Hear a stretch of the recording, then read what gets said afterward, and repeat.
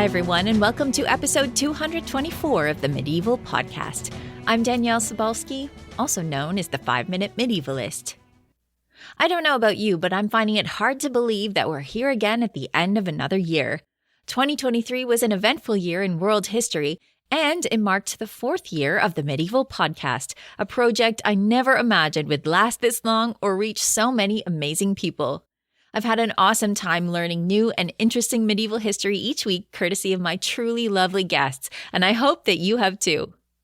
This week, I'm continuing the tradition of looking back on the past year in medieval studies with the help of Peter Koniezcny, the editor of Medievalists.net and the man who brings many of us our medieval news, courtesy of his website.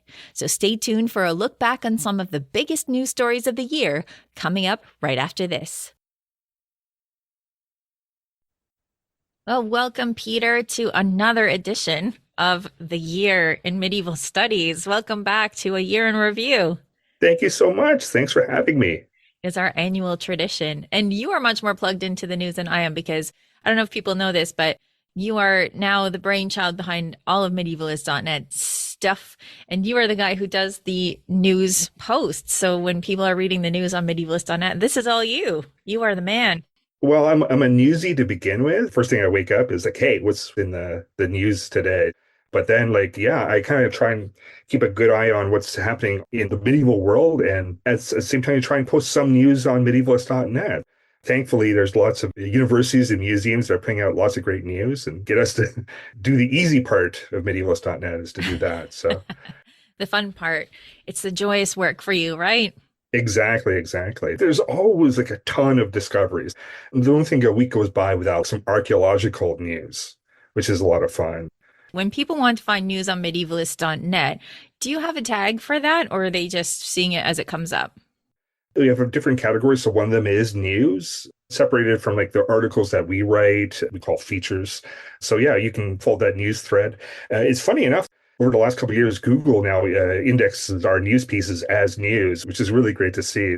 If you're just kind of Googling medieval and you go to their news section, you'll probably find our stuff. Yeah, I was just refreshing to see if I'd missed anything this year. And I'm not a news junkie like you are. So I had. But I saw that the podcast episode that you and I did on best books of the year showed up on the first page of Google News. So excellent. It's good to see the podcast is getting some traction on Google News. Indeed. Yeah. It's a lot of fun to see yourself getting mentioned by Google. Yeah, this means that we are just becoming more and more famous, you and I both, right? All right, Peter, hit us with some headlines. What happened in 2023? I'm going to start off with something that's actually kind of started in late 2022. We haven't covered it at all on Medievalists.net, but it's the Hamline University controversy. Hamline University is a small college in Minnesota, United States. And there was a teacher there, a professor, adjunct professor named Erica Lopez Prater. She's teaching a course on global art history. It's an online course. And during her lecture, like in late October, she posts a picture of the Prophet Muhammad from a medieval text. And she had warned the class before this that this would be happening. If anyone doesn't want to participate, they can leave.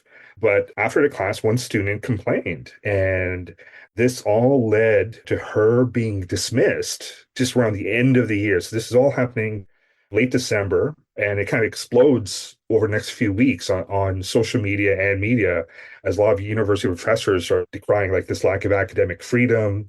They asked for the university's president to resign. She ultimately retires.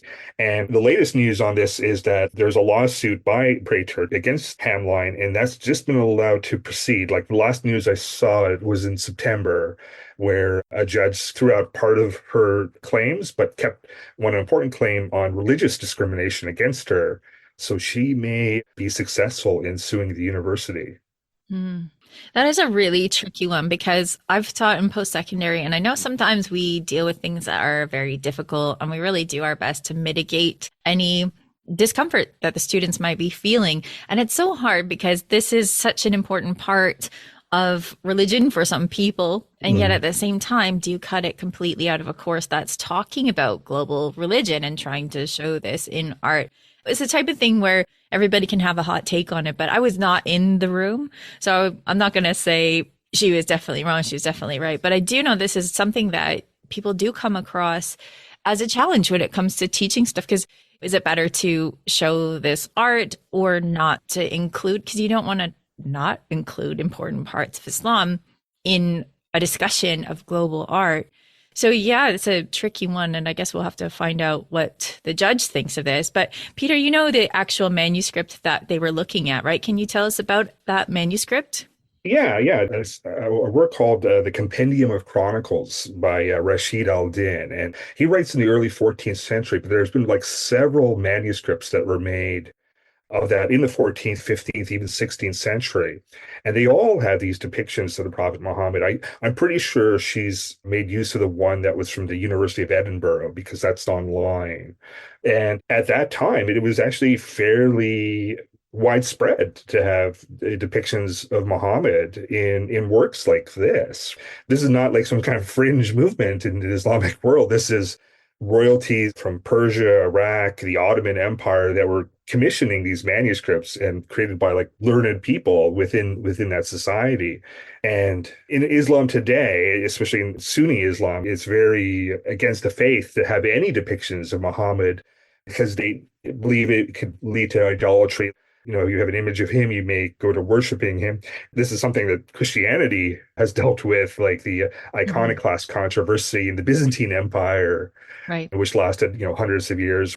And many Protestants have objections to depictions of Jesus as well. So this is a fairly common debate among people of faith. Do you depict God? Do you depict people, especially religious people, in this way? Mm-hmm. Is a fascinating topic, and like where do academics stand? And many academics came out in great support, especially talking about how can you make this comparison for Islam? You wouldn't do this for Protestants saying, hey, I don't want to see Catholic material, right? Mm-hmm. I remember once one of my early history professors, she said she had a group of students that were really mad that they were have to read Marx because they said, well, he's a communist, we can't do that. She made the said, well, that's going to be on the finals. In academia, when you're digging into a topic very in depth, you can have very tricky decisions to make. Mm-hmm. And yeah, it's going to be interesting to see where the court comes down on this, because it's not going to be the only place where people have to make tough decisions like this about what to show or talk about and what not to. Yeah. I put a comment of what she said herself about the situation.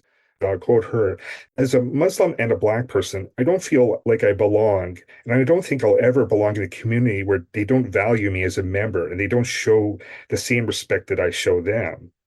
And so the university president at the time said it was important that our Muslim students, as well as all other students, feel safe, supported both in and out of the classroom. So you have this different view of being in the university and that community. And I certainly, as a white guy, don't have the same experiences. I can't dismiss your views because they're important for you.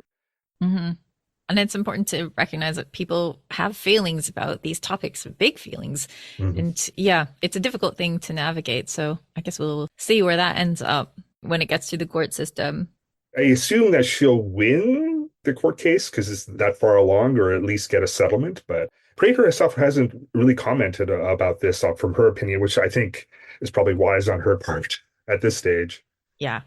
Well, I guess it's time to talk about the other really big and heavy topic before we move on to lighter topics. And that is, of course, the conflict that is happening on the Gaza Strip. And there is so much better coverage than I could ever give about this conflict. So suffice it to say, from my perspective as a historian and someone who cares about people, I'm hoping for a ceasefire very soon for the fact that a lot of human life is being lost there. Yeah. And then from the historian's perspective, a lot of important heritage sites are also being destroyed. So this is a very complex topic, and we can't possibly solve the world's problems here on the podcast, but it's important to recognize that there is a great loss of human life that personally I would like to see stopped, and also a great loss of history, as happens with any conflict when it comes to human beings.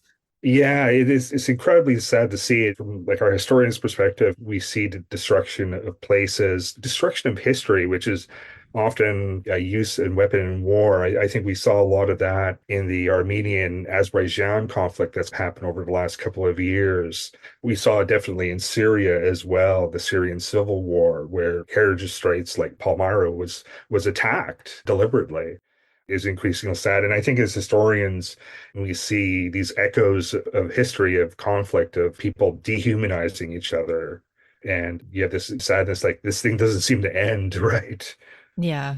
I mean, this is a fact of human existence as well as we are constantly in conflict. And this is a difficult thing for everybody to deal with across the world, not to mention the people who are in the middle of the conflict itself. So my thoughts go out to the people who are in the midst of this conflict and the other ones that are going on around the world. Of course, the war in Ukraine hasn't ended either. Mm-hmm. So just recognizing that we care about people.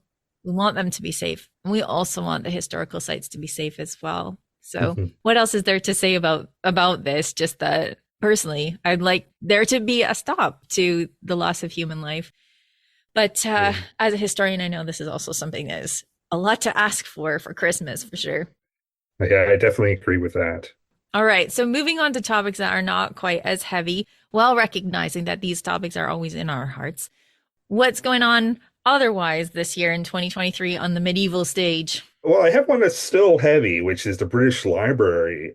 On October 31st, it was hit by a cyber attack. Hmm. The details took time. I'm a person that kind of uses the British Library site every day. It's like, oh, it's down. Ah, okay, it's down again the next day. And Yeah. slowly over Twitter and other social media, they started like mentioning, well, we're going to be down for a little bit longer. We're sorry.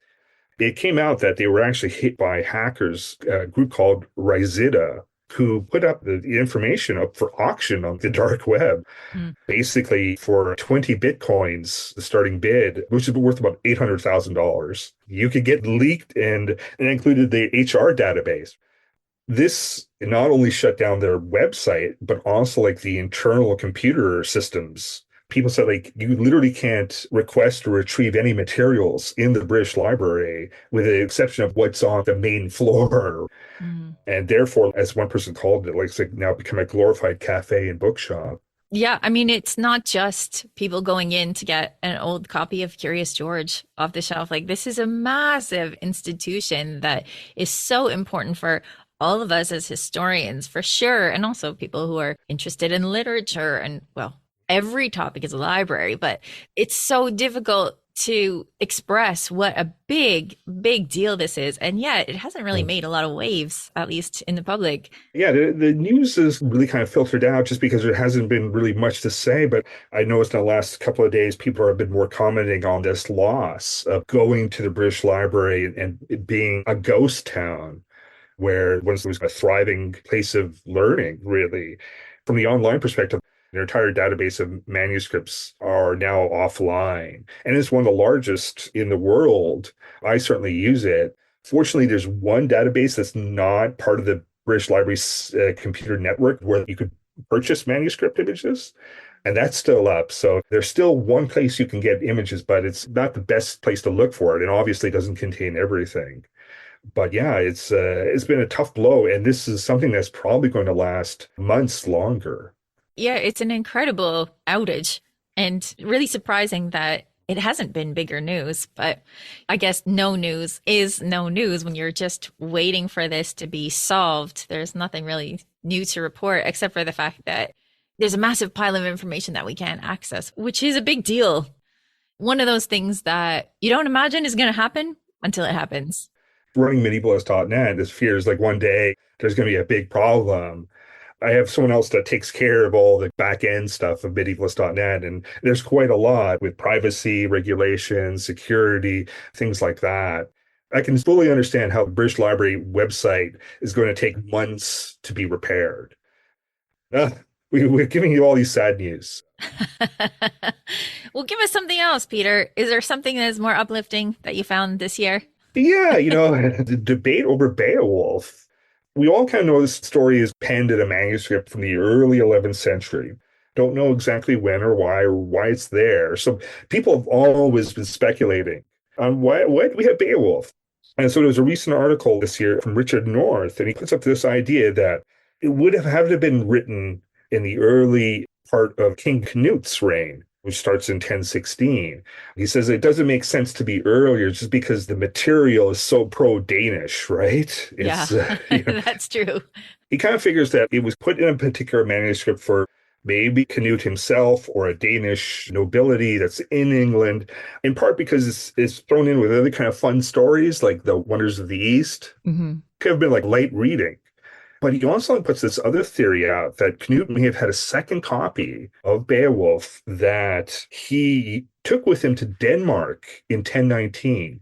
He sails there to put a claim to the throne. And the suggestion is that Beowulf has all this stuff about ancestry, right? And he's trying to link, here's my proof of my ancestry back to these great warriors like Beowulf and such. Mm-hmm. Here's the story. And I'm somewhat doubtful.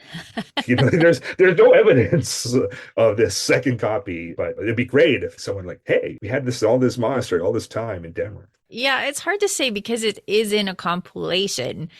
Where is the original? Was this written just in this compilation? Probably not. There's probably an original somewhere.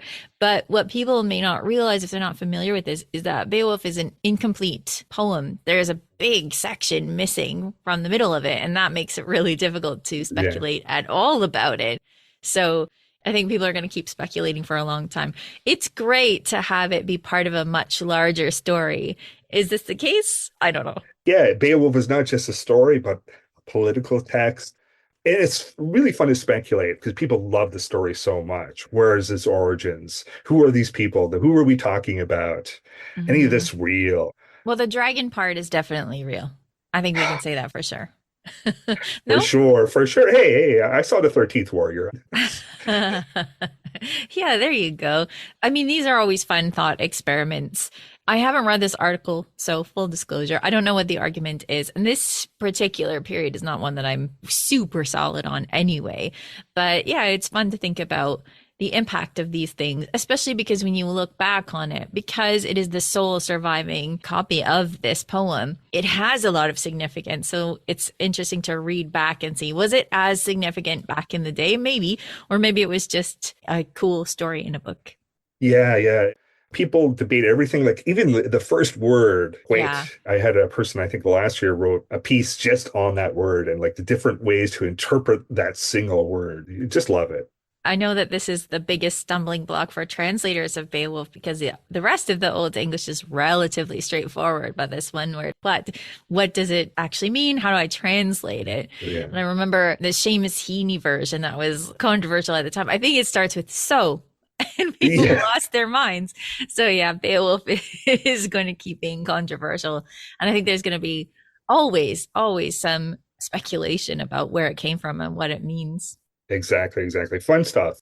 Yeah. Well, and speaking of speculation, the big story recently is the new evidence about what happened to the princes in the tower. So I spoke about that on the podcast not too long ago, but for people who didn't listen to that, there was a new documentary and a new book by Philippa Langley that suggests that some of the documents that she found, especially on the continent, were ones that suggest that the princes in the tower survived Richard III, went to the continent, and instead of it being pretenders who came back to England and tried to take the throne, that these were actually the princes. And she feels like this is evidence beyond a reasonable doubt. I would not say the same thing, but this was definitely a big story in our field this year, especially in the last few months. Yeah, the Princes in a Tower has been a long-held story and with sharply contrasting beliefs. Yeah, it's another one where people don't seem to have a lot of neutral ground. They are on one side or the other side. Philippa Langley, she's the person that was instrumental in finding the remains of Richard III in Leicester. So one cannot dismiss her views as people dismissed, Richard can't be there. You'll never find him. People have to put together different pieces. And it all depends on how valuable you think this piece is. Some of this continental stuff, I'm not sure it's particularly valuable, but... Well, it's also important to mention that she didn't do this alone. She mobilized a huge number of professional historians, amateur historians who were working on this. And the documents that they found are significant documents, but do they say that the princes actually survived? Do they prove that? Mhm. I would say not, but the documents themselves are really interesting. And would they have been found without this big mobilization of effort? I don't know. So Yeah. she deserves credit for pushing forward on this part of England's story. But I wouldn't say that this has been proved and that we know that the princes survived. I would say I'm still on the side of people who think they're probably dead. Well, I mean, they're dead anyway, but that they died in the tower. The debate will continue on for quite a bit, I believe. Oh, forever, forever. What else have you got for us, Peter? What else happened in 2023? Well, the funniest part, I think, is when a comedy manuscript was discovered.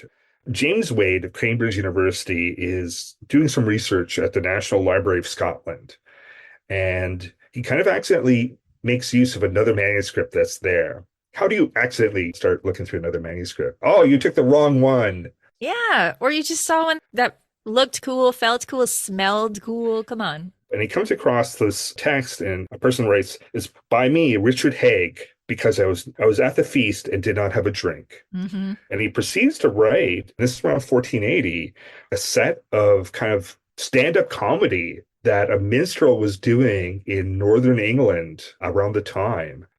He records 3 texts that this person would have made use of as he went around bars and taverns and castles to ply his trade. So it's pretty funny stuff. We have a story called The Hunting of the Hare. We have a mock sermon sending up religious and political leaders, and like a nonsense poem. Throughout it all, there's advocating that his audience keeps drinking. Yep.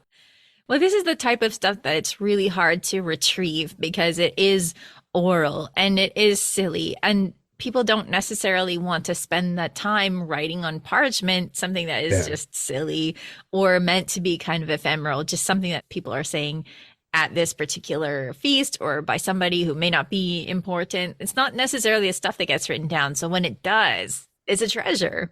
Yeah. Haig puts this in. How did he get the source?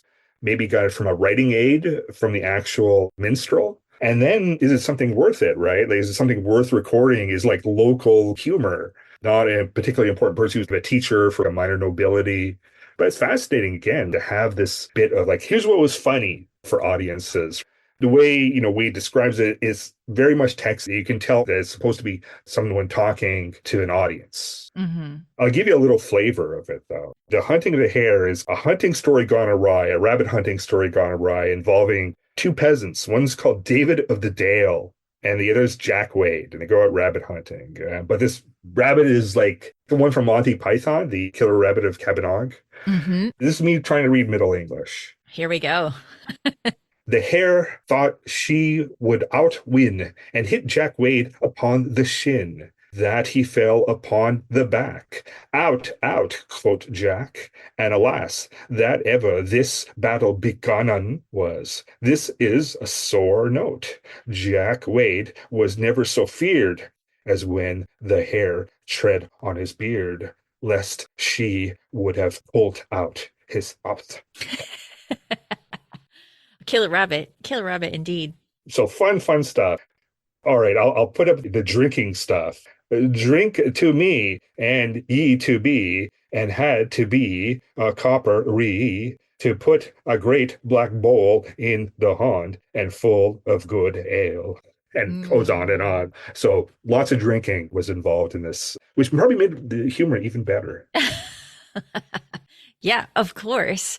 What is funny in the Middle Ages? It's making fun of priests, it's animal stories, and it's drinking. Medieval people were very good at setting up their social betters. Kings and priests, especially, they often were the targets of a lot of humor. And their humor was also like fairly bawdy. When I first started learning this, these are bawdy tales from the Middle Ages. What's a bawdy? B-A-W-D-Y. And then once you start reading, they're full of sex and swearing and really horrible things that happen. Yeah. Very explicit. But I think you can tell a lot about a society from its sense of humor. Even if sometimes I read this stuff and I'm like, what? I don't get it. But it's because it's so specific, Mm-hmm. I look back at Reynard the Fox. His stories are pretty funny, but he's basically tearing apart a wolf all the time, causing massive damages. I'll compare it to like Roadrunner and Wile E. Coyote. Yeah. We don't even see that kind of violence on cartoons anymore. So it kind of reflects our different views and what's acceptable and what's not. Modern people now would find like medieval humor a bit much. Yes. It's not the type of stuff that you could crack around the water cooler, for example. There's almost nothing that you could do that would land properly. But that's just how it was back in the day. Good times, good times. Okay, so one last bit of news that I came across when I was getting ready to do this episode was a video of Tom Hardy, the big actor, who actually put on medieval kit and beat somebody at the Lockswood Joust in England in August. And I had no idea that this had happened. But yeah, Tom Hardy, not only is he somebody who fights a Brazilian jiu-jitsu and does very well at it, but apparently he also will occasionally put on some armor and fight as a medieval knight. So that was a bit of a surprise. We'll have to put up the link so people can see it. Oh, yeah, definitely. I mean, I don't think he did any actual jousting, but yeah, there you have somebody in Hollywood that is taking up the art of beating somebody with a sword. So there you go. I thought that was a fun news story to bring forward as we wrap this up. I could definitely see Tom Hardy in that role, but he has to be a war-scarred land and he has to have that great jacket. No, this is a totally different outfit from Mad Max. I gotta say. All right. And this is something that he's doing for fun, not for a role. Yeah. So I love it. I love it. People getting involved in the Middle Ages. And I think it just goes to show that it is a fun bit of history to play with, no matter who you are and what your other interests are. So yeah, that's a fun video. We'll have to put that up for people so they can see it for themselves, because seeing is believing. Any good movies or TV shows or like medieval stuff you want to talk about for this year?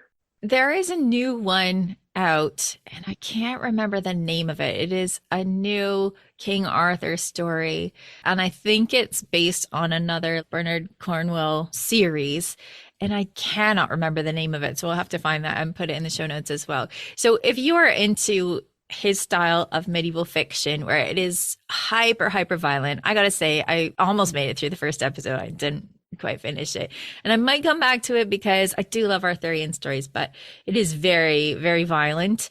And if that is your medieval jam, your particular medieval jam, then you can find that. It's a new King Arthur series. It's on streaming services, but I can't remember which one. I'll have to find that for you. I watched a bit of the Lord of the Rings prequel version, which I thought was pretty interesting. I watched a couple episodes of the prequel of Game of Thrones. People are going back to the old things that have worked in the past, in the recent past for TV. Lately, I've been like on this anime kick. I would recommend a show called Ya Boy Kung Bing. That is a 3rd century Chinese strategist and general, famous guy named Zhu Liang. He is reincarnated in modern day Tokyo, and he becomes the agent of a singer. So... That's not where I thought you were going with that. No, it is helping her through. It is one of the most loveliest, only about 12 episodes. Wonderful. It's something that you can do in 2 days. Yeah, if you can find that. That was my like highlight of the year. I'm actually watching something called Requiem for a King, which is a retelling of the Wars of the Roses. Very interesting, very interesting. I've only seen a couple of episodes, so I can't make a big comment on that. But yeah, I'm loving anime right now. So well, Requiem for which king? There's a bunch of kings. Richard III. Okay. That reminds me, there is a new movie out that I saw on the plane to England, which is the fictionalized story of Philippa Langley finding Richard III. And if people haven't seen that, it's worth a watch too. I would like to see that. Yeah. But all right, let's get back to how you did over 2023.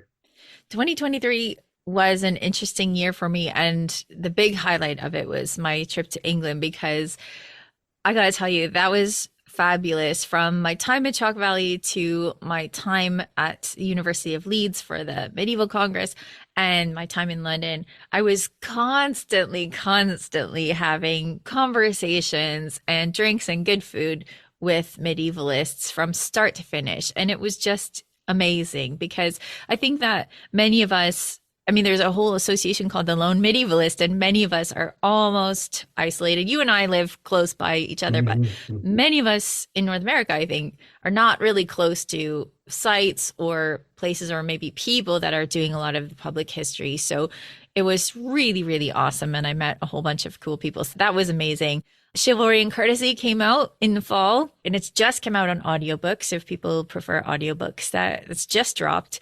And that was really fun too. I mean, it's nerve wracking. It's always nerve wracking to have a book come out. You hope that the people that you like and respect will like the book. And I was very lucky to have that happen. So Chivalry and Courtesy is doing really well.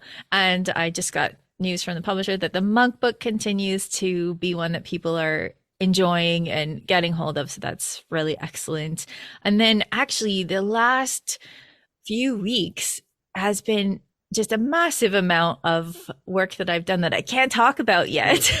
So people should tune in to the podcast and tune into my social media at 5MI and Medievalist, because I've just been working on a bunch of projects that are going to be coming out later, and I'm very excited about them, but I can't talk about any of them. So 2023 was a really excellent year for me, just in terms of exploring different parts of my career, talking to people that I never get to talk to except for over a screen, meeting new people. Yeah, it was a really excellent year. And then, of course, the new book came out, and that's always a milestone for sure. All I can say from what I know is, if you're fans of Danièle, you'll have more to see and hear coming up. Yeah, more coming up. Yeah. What about you, Peter?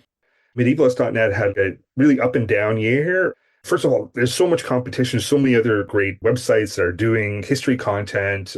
We've seen like an explosion of podcasts, of other people putting out social media, doing great things. So I'm trying to navigate the challenges of that, which is some successes, some failures. But I think we're going to hit like about 8.5 million page views. Wow. And just short of 5 million people that have come to see Medievalists.net in 2023. That's excellent.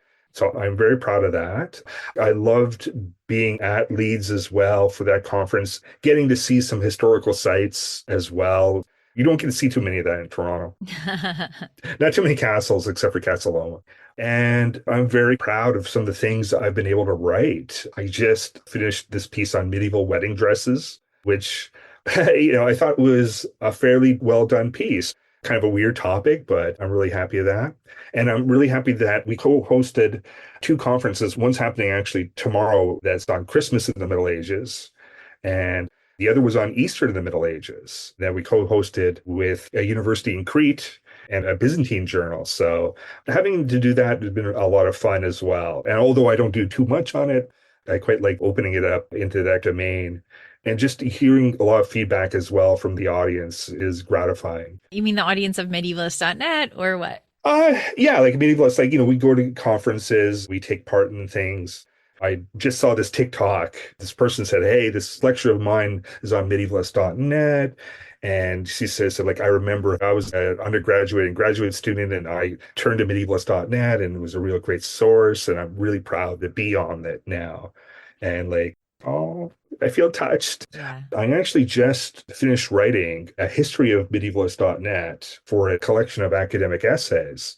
And I had you and Sandra Alvarez contribute to part of that writing, because I felt it was really important to get your voices in that. But it was very cathartic for me to look back at what's now over 15 years of doing this and where we've started, where we're going. So it was a very emotional piece for me to write. Yeah, I remember. Now that you mention it, this is my 10-year anniversary of contributing content to Medievalists.net. You and Sandra had started it, and then you brought me on from my blog, 5 Minute Medievalist, and now I'm continuing to create content that gets distributed on Medievalist.net, and that's nice. Yeah, 10 years. Didn't realize that it passed in October when I had COVID and maybe didn't notice. Wow, yeah, that's so true.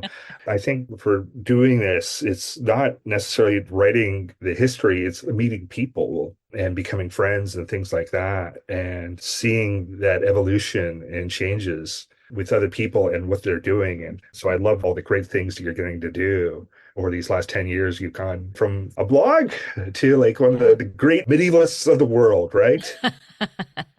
Yeah, at least in my mom's mind.